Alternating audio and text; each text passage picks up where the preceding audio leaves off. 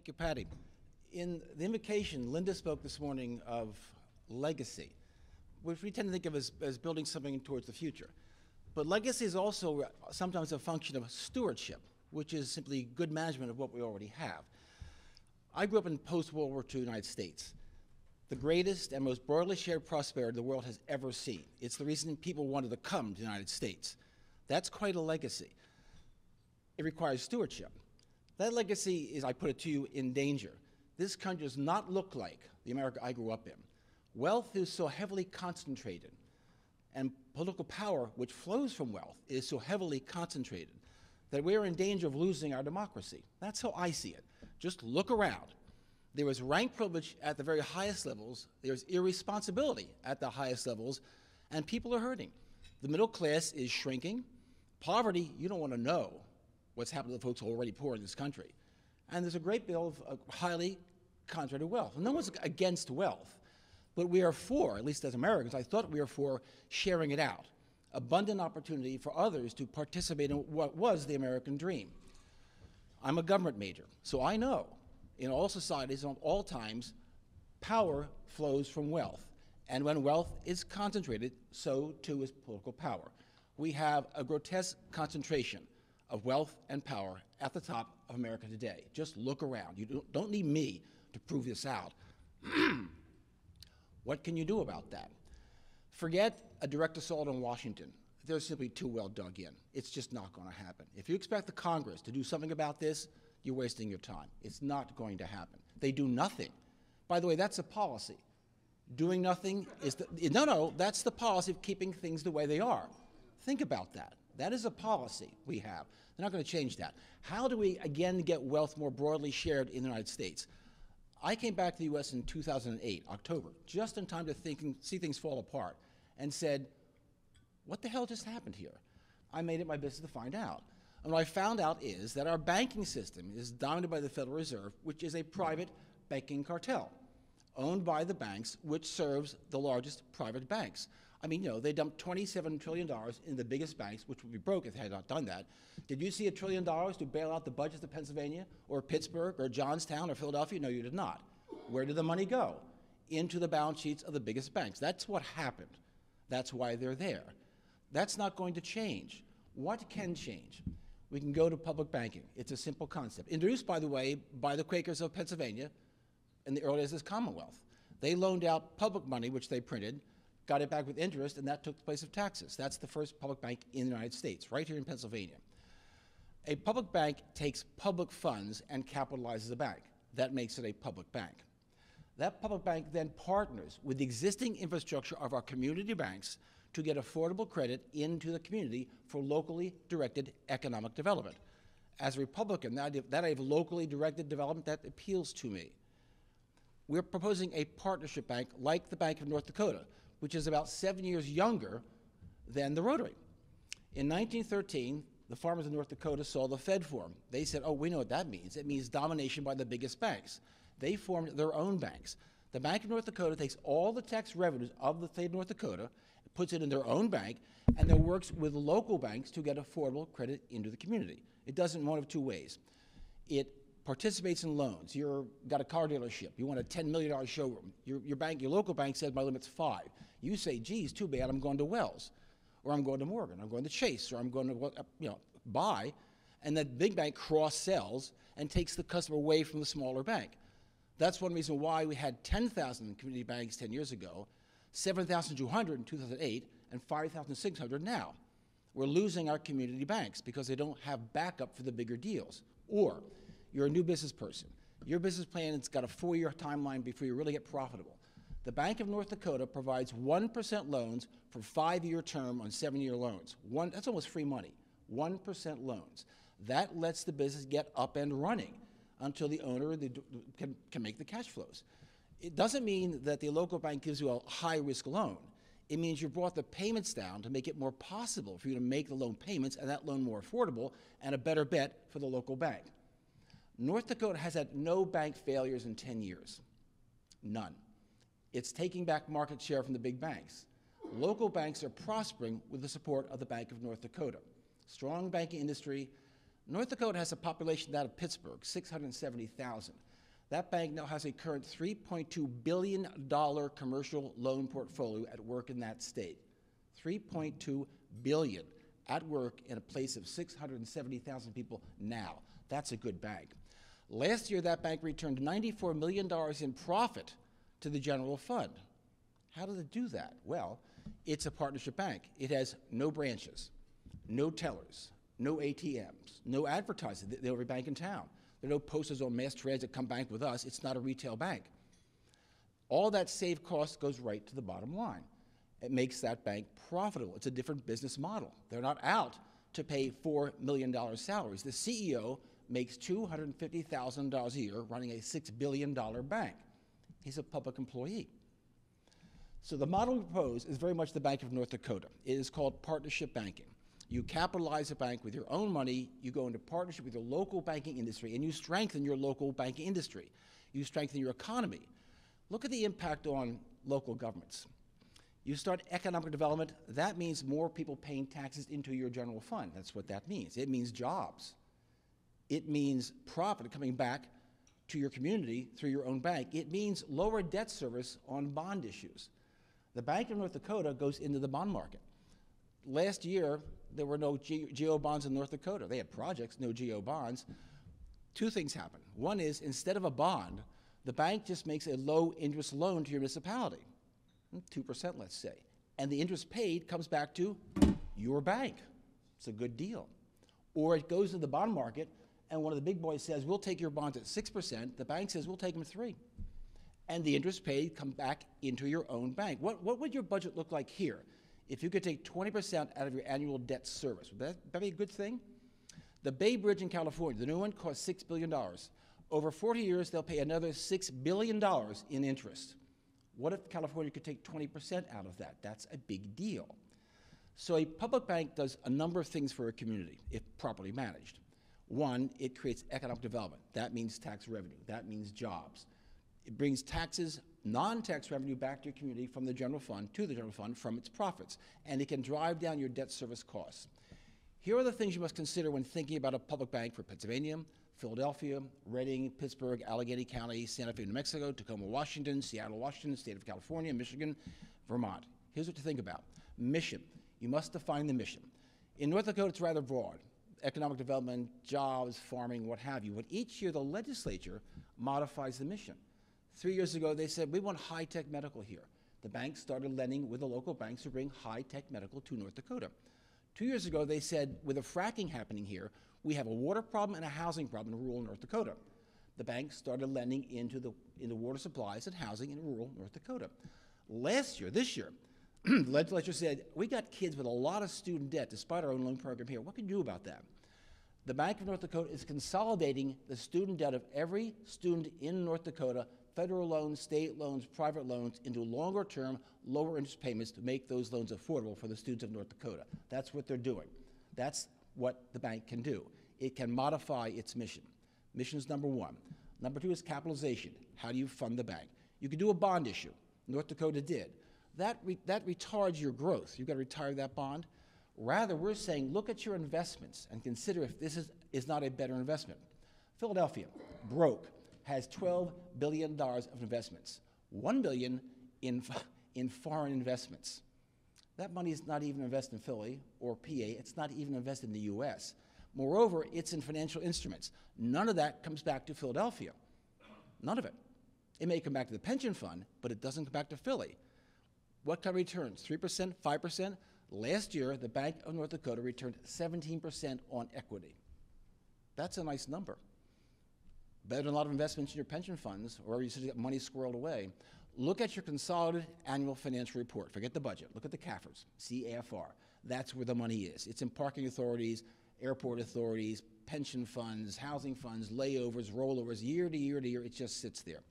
We're saying to Philadelphia and to other cities, it's prudent investment management to take some percent of these rather non-productive funds, which do not get invested in your city, and take an equity position in your own bank, which produces the benefits I've just described. That's reasonable. The big one is governance. If I were to say to you, I would give the Pennsylvania General Assembly a bank, you'd say, are you crazy? you just wouldn't do it, would you? No, you would not. You need accountability. Elected officials are responsible for that money. They've got to have a say. Let's say you got a bank up and running and it doesn't fulfill mission. Does the CEO stay? No, he's got to go. Someone's got to have that say-so. So you need accountability, but you don't want politicians running a bank. The Bank of North Dakota is run by a 7-member board of directors who are all bankers. They report up to the governor, the attorney general, and the treasurer, who are the chief executive officer together. They get no extra salary for that. Comes out of their salaries as governor, as AG, as secretary, what have you.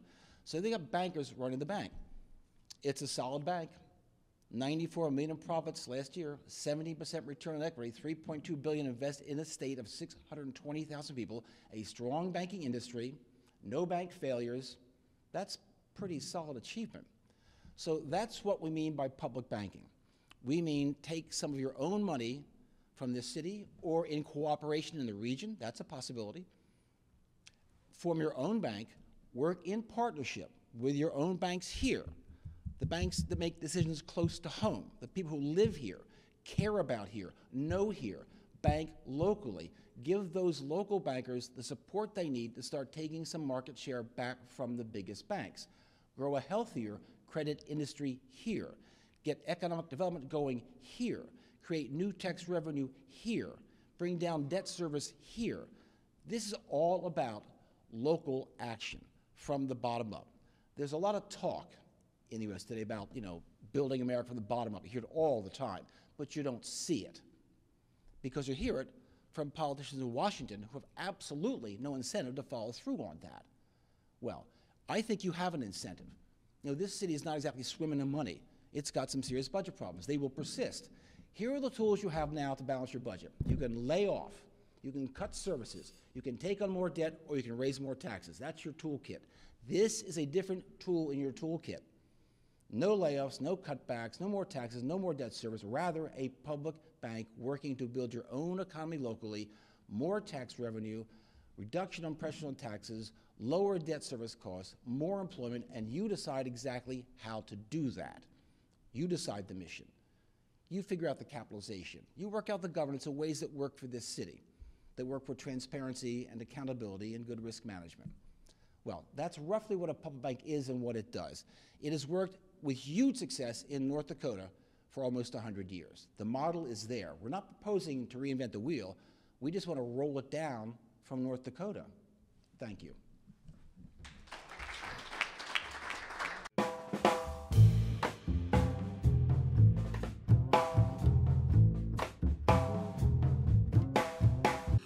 You might have noticed that the wealth in this country continues to get sucked to the top.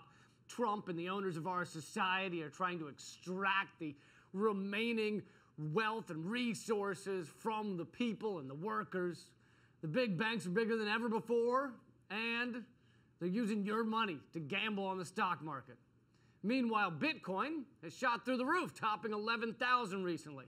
For all these reasons, it's why I wanted to get an expert on banks and money in here to explain things. So I talked with the former head of the Public Banking Institute and current director of Public Banking Associates, Walt McKree. Here's our conversation. Walt, thanks for joining me. Happy to be here, Lee. So I want to start very broad, if you don't mind. Can you explain what a public banking is, and how it's different from a private bank like Chase or Wells Fargo? Yeah, the word public is kind of a misnomer. A lot of people think that it might be traded on a public exchange, but it's not. We really refer to it as a bank that is owned by the people of a city, county, or state, so that they are the stakeholders and the people who are really the ones who own the bank. The difference is that a private bank gets to hold your money and do whatever they want to with it. In the case of tax dollars, the money that we send into our government in terms of taxes or fees or whatever, cities, municipalities, and states all put their money, by and large, everyone except one in the U.S., in Wall Street banks, global banks for the most part, ones that are big enough to handle the kind of deposit load, if you will, want to call it a load, of all that tax money. And what do they do with it? Well, they do what they like to with it, with our money. Legally, they actually own that money. Obviously, they need to supposed to pay us back as best they can, or completely. But as we know, in 2008, that didn't always happen without a little of assistance. So basically, the public bank allows us to deposit our tax money into our own institution that has lots of advantages. First of all, we can invest it in ourselves instead of investing it in Brunei or fossil fuel futures or other things that the residents don't particularly want necessarily. So it gives the people the money power instead of giving it to Wall Street. Ah, the people have the power instead of Wall Street. That sounds horrific. Let's not do that. The state of I'm kidding, of course. The state of North Dakota, though, has a public bank, and it's been able to kind of preserve their public services and avoid raising taxes on residents to a large degree because this bank has returned like hundreds of millions to its state's general fund. So if it's proven successful in North Dakota, why don't we see this spreading, replicated across the nation? Well, it is actually spreading pretty rapidly now around the U.S., although we don't have the second public bank in 100 years yet. But that movement has produced some pretty remarkable results, even just in the recent past. The recent elections helped to move that agenda forward in New Jersey, where the new governor there, Phil Murphy, ran on, in part, creating a state-owned bank. The Bank of North Dakota is a really real quick. Do you have faith he'll do that, considering he's a Goldman Sachs exec, or does that worry you? Well, as it happens, I do. We know him personally a little bit at this point, and he's a very sincere guy. His moral and ethical standards are in check. Seems like he's committed to the right things. He's not just giving it lip service. We think that because he is a banker, he knows the power of having a bank. It's really remarkable. And I need to probably tell you why North Dakota has succeeded, because it has a bank. Just looking, for example, at the cost of the things that we buy, like bridges and roads and so forth. What the cities, municipalities, and states have to borrow the money that they use to build these infrastructure things, and they borrow it from the bond market, the private banks, and other sources of private capital, which extract their pound of flesh, often and typically doubling the cost of infrastructure. So, the bridge in California, the New Bay Bridge, cost $6 billion to build, time, materials, all that. But it was $6 billion to finance it. And so we're spending a lot of money. We're sending all of those profits to Wall Street, whereas we could keep them here. Now, the public bank is able to outcompete the bond market, or I should say replace it, with cheaper money. So instead of getting charged 4 or 5% for an infrastructure loan, we could get a loan, as they do in North Dakota, for 2% for 30 years. The Bank of North Dakota makes it possible to build a school or to do other infrastructure at 2%. And the cool thing is that not only do they save all of the margin of what it would otherwise cost in the private capital markets, but they pay that interest to themselves. So when you said earlier that the bank has returned hundreds of millions of dollars to the state treasury, that's exactly what happens with the public bank, which is why everybody's excited about it, because you can really start to crank some money that you can keep in the state for your own investing. Yeah, which is what makes them so much better than some of these big corporate banks. By the way, as a quick side note, I always find it interesting that they always tell us we don't have enough money for infrastructure and to fix our crumbling bridges, but somehow we have enough money for the largest surveillance infrastructure that's ever been created. That money's around. Yeah, one thing that people don't know about banks and about money is that 95% of our money is made when banks make loans. So banks actually create money, brand new money, when they make loans.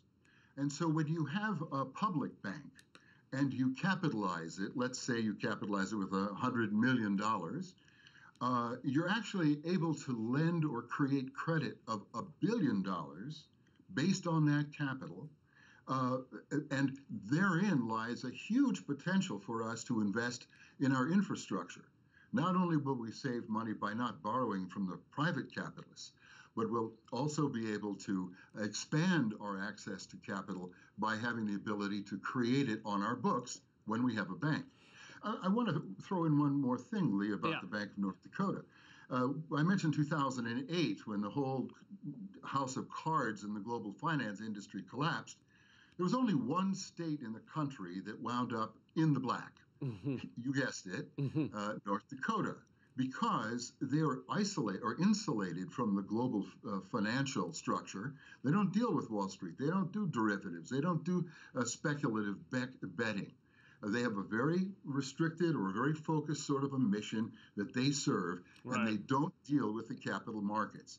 So not only did they survive that, but they had the largest budget surplus at the bank that year than ever. Right, and thanks to fractional reserve banking, all of those big banks were able to go way out on a limb that they couldn't repay without our bailout. You brought up money creation. I want to talk about that for a minute. When our money's created by the Federal Reserve, it's instantly debt, right? Because you owe $1.05, let's say, on that dollar. So doesn't that make it impossible to ever actually pay off all our debt, creating kind of an inevitable spiral out of control? Yeah, you could call it a spiral, you could call it a scam, but I mean, that is their business model. All of our money is issued as debt, and you cannot borrow, as you indicated, you can't borrow your way out of debt. Now, this is an unnecessary predicament that the United States got into as of 100 years ago with the Federal Reserve. That's basically a private institution. It has some government, it doesn't have decent government oversight. But we're paying interest on all of our money. So our right is, as a sovereign nation, to create money, to issue it debt-free. And that's been done before. Public banks are not unique, certainly to North Dakota. They're all over the world. But that's our right. We could issue money right into the economy without that debt. And we think that's really what the Federal Reserve ought to be. It ought to be turned into a public bank, as they have in Canada, by the way. Yeah, a lot of people don't realize that the Federal Reserve is essentially a private institution, and the banks that are part of it make billions of dollars a year on the interest just by creating our money, right? Yeah, and to that point, when we talk about government finance or municipal finance, that's a $4 trillion market. Meaning $4 trillion of our tax dollars is going to pay these folks for the privilege of borrowing basically our money. I mean, it doesn't, when you think about it in the simplest of terms, it just doesn't make sense for us to give our money to private parties like a private bank, a Wells Fargo, Bank of America, Citi, all of those guys. And then when we have to build something, get them on the phone and say, hey, we'd like to borrow back a bunch of this money. What's it going to cost? You know, it's like going to your neighbor to borrow money to fix your kitchen if you've got the money downstairs. Why would you do that?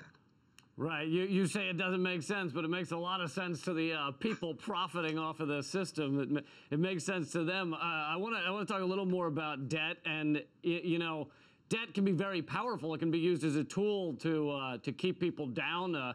John Perkins, the well-known IMF World Bank whistleblower, has revealed how we use debt to control a lot of countries. And it also feels like it's now, in the past several decades, being used to keep the American people down, and that if people end up spending their lives trying to pay off that debt, they're not going to be either following their passion or standing up against wrongs in their society. Oh, absolutely. I mean, you've really hit it right on the head, Lee. That is the name of the game, debt. Our founder, Ellen Brown, the founder of the Public Banking Institute, Ellen Brown, wrote a book called The Web of Debt. It goes back in banking history hundreds of years, but illustrates how the business model is debt. Everything that we do comes out of a debt relationship, and that is how they control us. Austerity is inflicted on us so that we continue to have to borrow. That is a paradigm shift that we'd like to see dramatically changed. Explain a little about the connection between our currency and banking and the false scarcity we live under. Scarcity and often false scarcity is useful to the existing power structure, right? Absolutely. If they have you, if they have an obligation from you that you can't repay, they'll take your car, they'll take your home, or they'll make you work for the rest of your life to pay off your student loan, as if there wasn't enough money. But money is a utility, and fundamentally it's a utility. We tend to relate to it, and we've been treating it as a commodity, as if it were limited. But it's not limited. And in fact, that $20 trillion of our national debt is really basically the operating funds that we've used to drive the economy. When they constrain lending, they constrain the economy. Money is the lubricity, the lubricant for making deals work, for exchanges to happen. So yeah, it's absolutely an unnecessary constraint, especially if you are the federal government. That $20 trillion is never going to be paid off. No, the last time we paid off the national debt is in 1835, and we don't want to pay it off. No, we don't want to build it because we're paying that debt to private parties.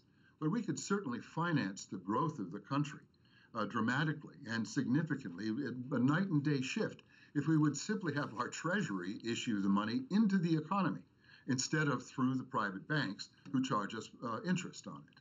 So yes, there's no scarcity of money. Sovereign nations can create as much as they need because we are the ones who hold, we owe it to ourselves. Well, if you owe a debt to yourself, you really don't have to pay it back. But I'm not saying that we shouldn't pay off, reduce our debt load. But I'm simply saying that theoretically, that's not something that we should be driven by as we are now. That whole political argument is. Right. So the whole argument that we don't have the money to help people that need health care or help the homeless in our society is a pretty ridiculous argument. In this last couple minutes we have, can you talk about Bitcoin and other decentralized currencies? People are very excited about that recently, and why is that an exciting advent? Well, I think categorically it's very exciting because it suggests that there are options to the private capital control that we've all been under. Now, Bitcoin and the other blockchain technologies that are emerging are rather like the complementary currencies or alternative currencies of previous years, and they certainly represent a way for communities of either categorical communities or geographical communities to have their own isolated economic strength. That is, I think that's an exciting prospect. We'll see how far it gets in terms of its integration into the money markets. I know the big banks are certainly looking to have their version of it. Again, I don't think that it's not going to be replacing the U.S. dollar. But they're, at least right now, I think that the yuan and other things might along the way.